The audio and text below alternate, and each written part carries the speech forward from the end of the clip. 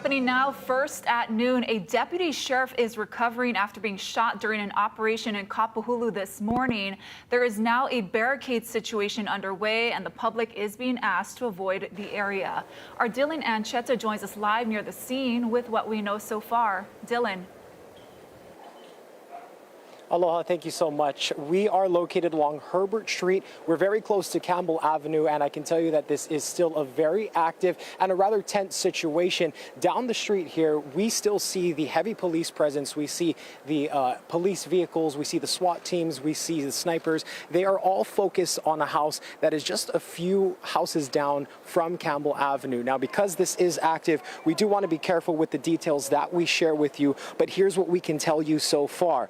This is an ongoing barricade operation, which stems from the DEA, or Drug Enforcement Administration, operation earlier this morning. Now, in that, a State Department of Law Enforcement deputy sheriff was shot in the hand and also has a shoulder injury. He was treated and taken to a hospital, but at this point, we don't have an official word on that officer's condition, but he is being treated at a hospital. The initial call for this came in just after 9 o'clock, and it was classified initially as an aggravated assault. Now, nearby homes were placed on a voluntary evacuation, and in fact, just a few minutes ago, there was a loud bang, possibly a flashbang, as these officers remain here in this barricade situation.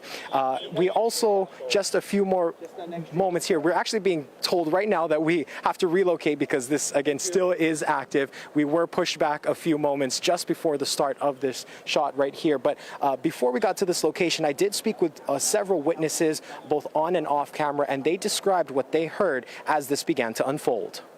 Okay, and what did you hear this morning? I was on my treadmill working out at about 9:15 in the morning, and I heard 3 bangs that sounded like firecrackers. They sounded too loud to be gunshots, so I didn't really think of anything. I just blew it off because firecrackers are an issue here sometimes. At what point did you realize, oh, this is something serious? I realized it was serious when I started seeing all the police officers arrive in mass. Did you hear them shouting any commands, or did you hear them yelling? What did you hear from them? Nope, nothing. They just, one police officer says, when I walked up, and says, what's happening? He says, go stay in your house. Now, I also noticed them in my backyard. Not in my backyard per se, but the neighbor's yard behind me, and they were there a couple times. I know you mentioned that this has happened in this area before. How does it feel to know that this is unfolding so close to your home? I'm not too concerned. This is not really a quiet neighborhood. There's a lot of things happen here. A lot of it related to traffic and scooters running up the street. We've had our share of accidents at the intersections involving scooters. Now, once again, we are being relocated right now because, as mentioned, this is still a very active scene, and we don't know exactly where they are in the operation of this barricade. But as you can see, our police officers here are asking us to relocate, so we will continue to monitor this situation and bring you the latest details on air and online. And I can also tell you that the HPD does have multiple angles. They are looking at the scene from multiple angles, both on the ground and in the air. And as we continue to gather more details from HPD, we will bring them to you again on air and online. Live in Kapahulu, I'm Dylan Ancheta for Hawaii News Now. Thank you, Dylan. A Virginia nonprofit is suing Kamehameha Schools over its admissions policy, giving preference to Native Hawaiians. Today, alumni, community leaders, and their supporters came together at Iolani Palace, ready to fight. Together, we are strong, unyielding, and resolute. Also, as a band of warriors, we will fiercely protect any attack or threat upon which makes us Hawaii. And we will do so with aloha, because that is what sets us apart from the rest of the world. Kamehameha Schools said in a statement it'll vigorously defend the policy and the law is on its side. Iolani Richardson explains the controversy. The lawsuit by the group Students for Fair Admission says Kamehameha's, quote, race-based admission policy is illegal and continues to harm families. This court should order Kamehameha to desegregate with all deliberate speed. Kamehameha graduates and leaders in the Hawaiian community say they've been ready for this day. I think we are ready. I think when SFFA first made their intentions known a few months ago, a lot of preparation has been going on. We will not have a organization from the continent dictate to us what is pono. The lawsuit cites the 2000 Rice versus Cayetano case, which ordered the state to allow everyone to vote in Office of Hawaiian Affairs elections. It says from at least 1966 to 2009, only 2 non-native Hawaiians ever attended Kamehameha, and says the school paid $7 million to settle a previous admissions lawsuit, which was 17 years ago.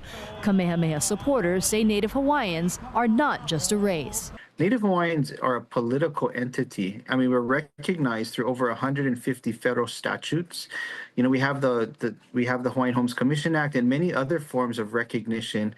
So we're not a race. We're a political class of America. The lawsuit claims the group's president, Edward Bloom, has been barraged by hostile messages, so he had to create a new email and delist his personal number. Did you see that your name is in the lawsuit?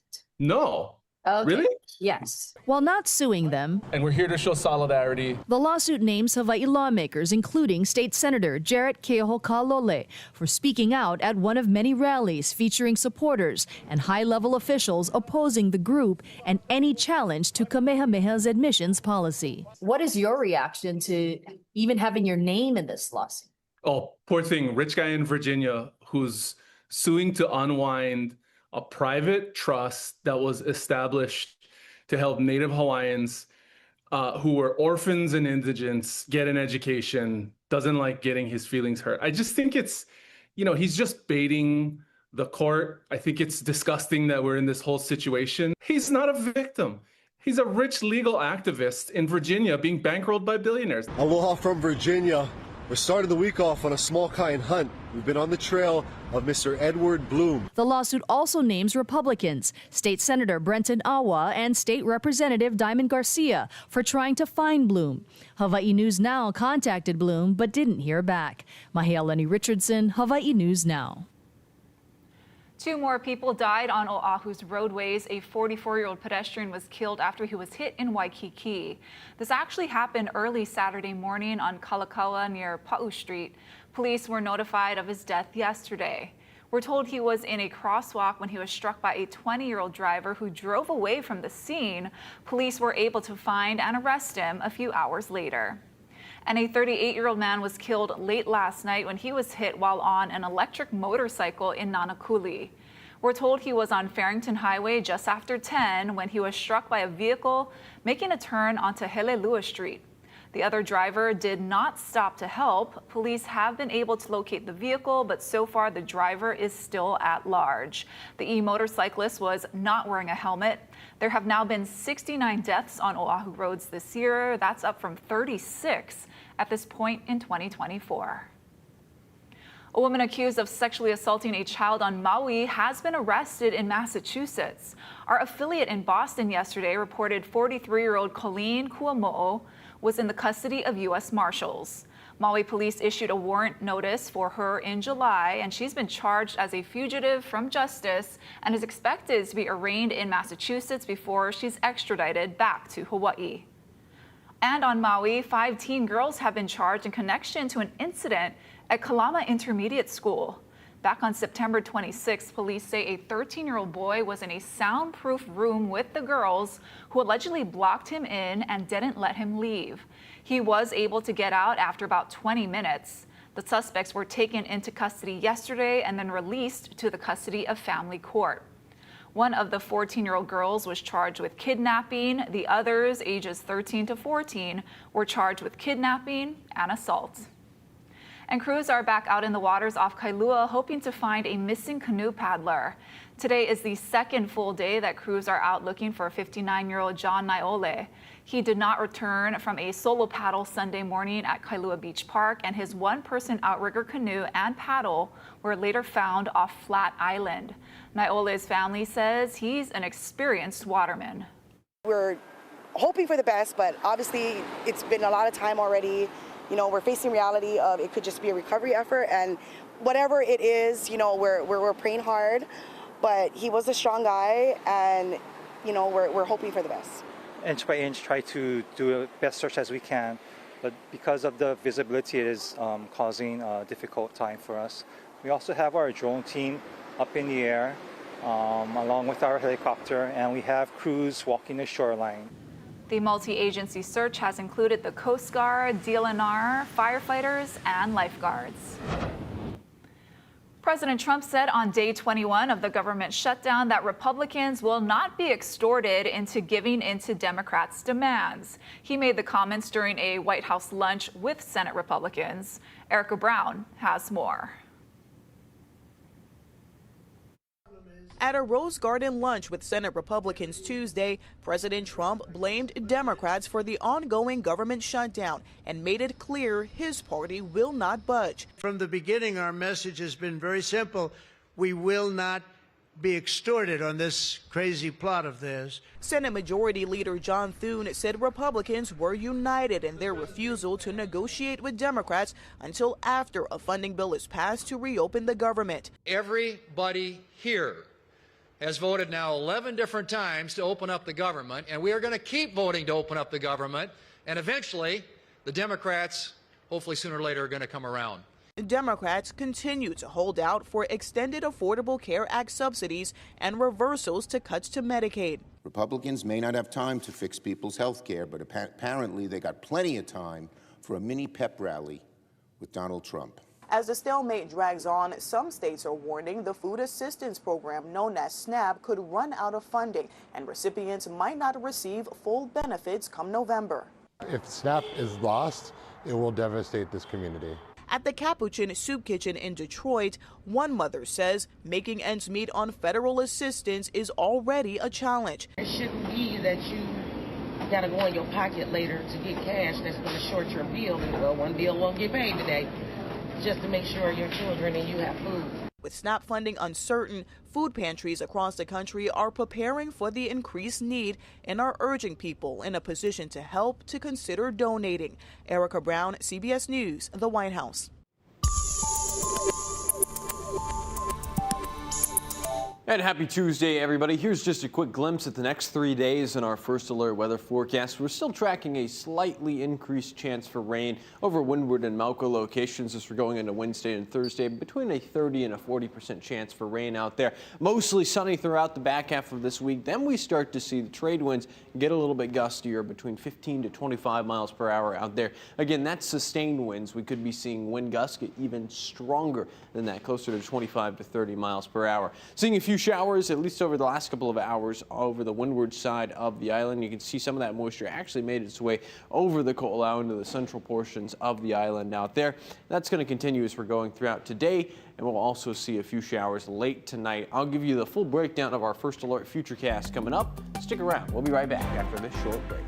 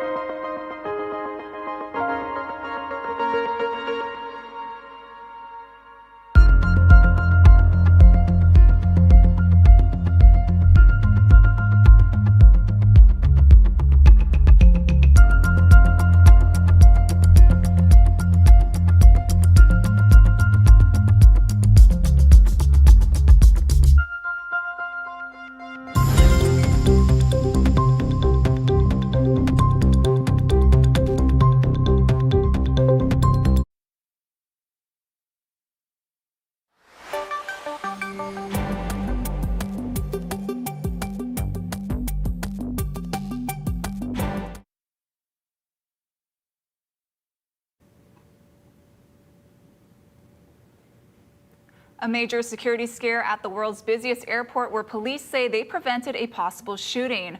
A suspect was stopped and arrested near a screening checkpoint, and what police found in his truck made them realize they stopped a likely attacker. Skylar Henry reports from Atlanta.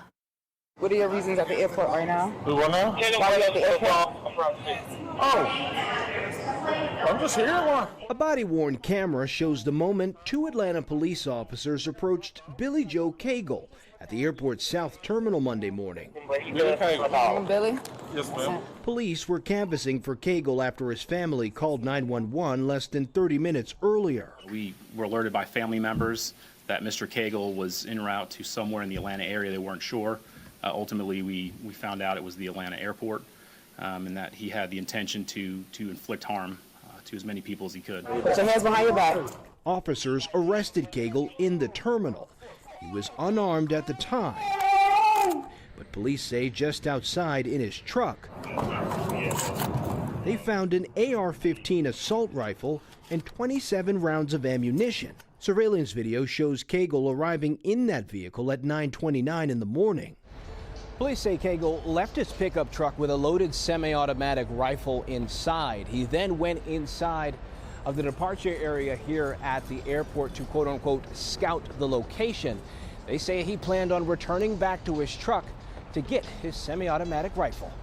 Inside the terminal, Cagle walked towards the security checkpoint and stayed there for a while before walking away. And I do believe he was likely to use that weapon inside the crowded terminal that he had just seen.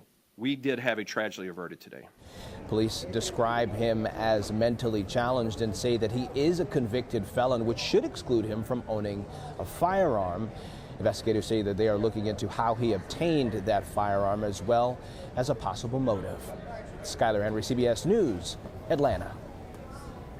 Vice President J.D. Vance arrived in Israel today to try and prevent the ceasefire with Hamas from collapsing. He is expected to meet with Israeli Prime Minister Benjamin Netanyahu following a weekend of violence. Natalie Brand has more details from the White House.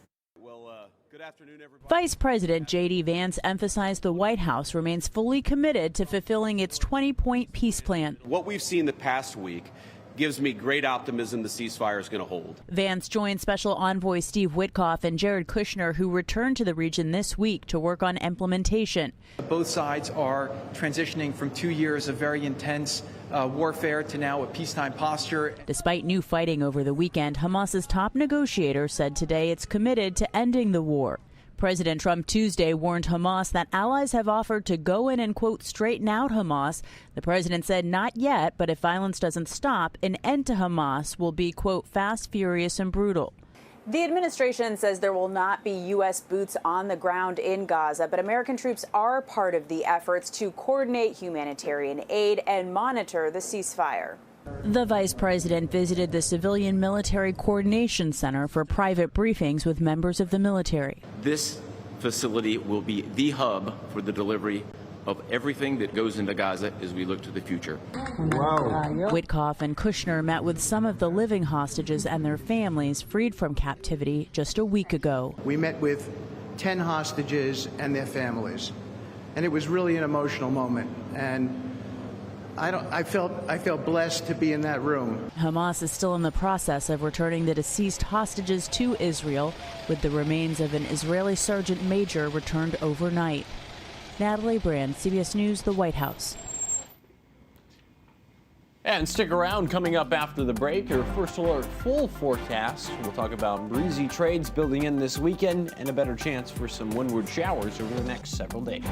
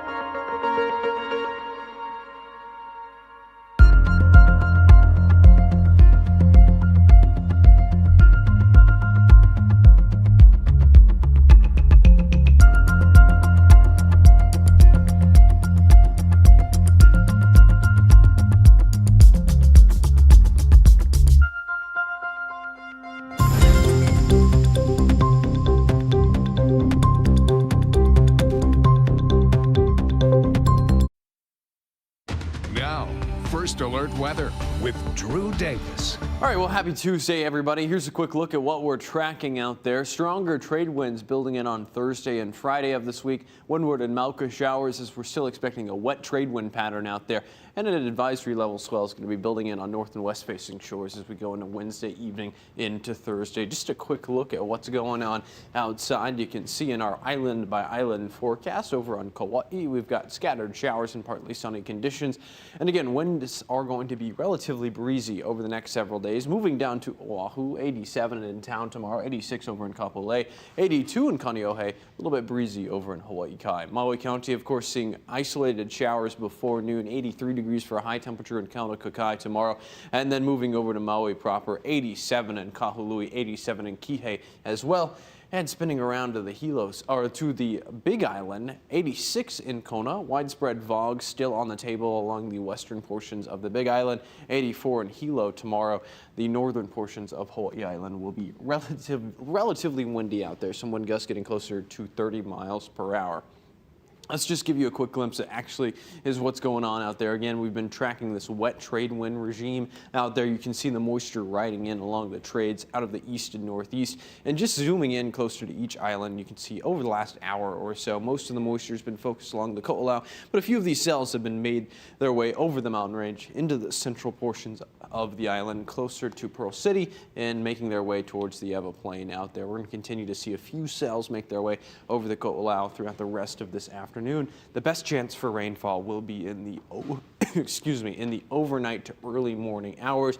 Over on Hawaii Island, we're seeing a few sprinkles over in the Puna district and closer to Hawaii Volcanoes National Park, and a few pop-up showers over near Keikaha. Our first alert futurecast going forward, again, the best chance for rainfall will be late tonight into early tomorrow morning, mostly focused over windward areas.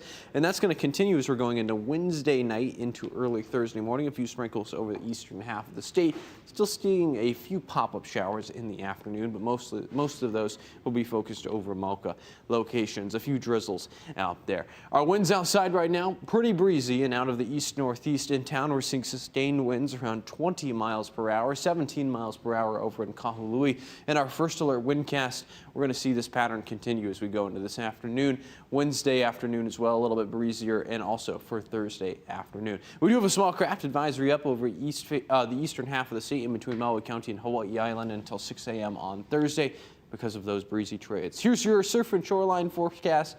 North-facing shores right around 6 to 8 feet. West-facing shores 3 to 5 out there. And again, we're going to continue to see surf build on Wednesday into Thursday. Here's your 7-day forecast. Breezy conditions as we're going into the weekend and beyond. Stick around. We'll be right back after this short break.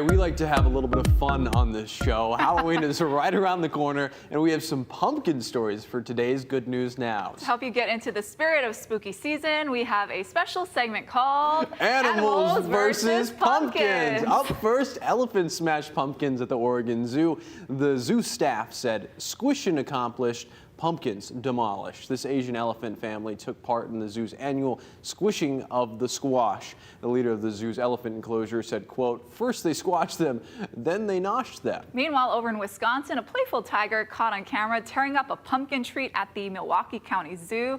The zoo posted the footage in honor of Tiger Tuesday, adding, quote, "Let the gourd times roll." You know, we like to have a little bit of fun on this show, Ashley.